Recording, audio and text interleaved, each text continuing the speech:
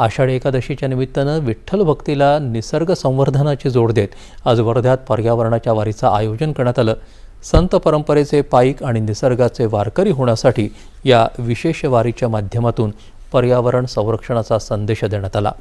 वर्ध्याची निसर्ग सेवा समिती आणि स्काउट गाईड्स जिल्हा कार्यालय यांच्या संयुक्त विद्यमाने हा उपक्रम राबवण्यात आला। या वारीमध्ये जिल्ह्यातल्या विविध शाळांमधले 500 विद्यार्थी सहभागी झाले होते। यावेळी शहरातल्या ऑक्सिजन पार्क इथं जिल्हाधिकारी वानमथी सी यांच्या हस्ते वृक्षारोपण करण्यात आलं।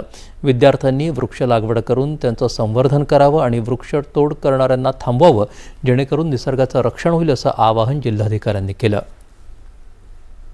वर्षापासून पर्यावरणाची वारी ज्यांना पंढरपूरला विठ्ठलाच्या भेटीला जाऊ शकले नाही, याकरता या वृक्ष दिंडी सोहळ्याचं आयोजन करण्यात आलेलं आहे। वारकरी विठ्ठलाच्या वारीला जातात आणि दर्शन घेऊन येतात, पण त्यासोबत निसर्ग संवर्धन सुद्धा कुठेतरी आपली जबाबदारी आहे आणि ती जबाबदारी मुलांपर्यंत जर पोहोचली तर ती चिरकाळ टिकणारी आहे। आणि त्यांच्या माध्यमातून आपण विविध इतर वृक्षारोपण केलेलं आहे।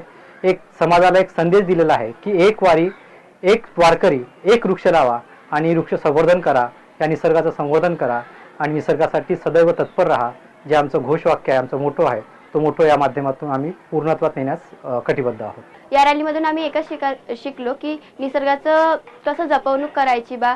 आणखीन त्याच्यानंतर आपला वाढदिवस असेल किंवा काहीही कोणताही कार्यक्रम असेल, आपण एक झाड लावलाच पाहिजे हे आम्ही आज निसर्गाची रॅली निघाली होती, त्याच्यात आम्ही सहभागी झालो आणि आपण जर आता जर झाडे लावली तर आपल्या भविष्यासाठी पण चांगलं आहे।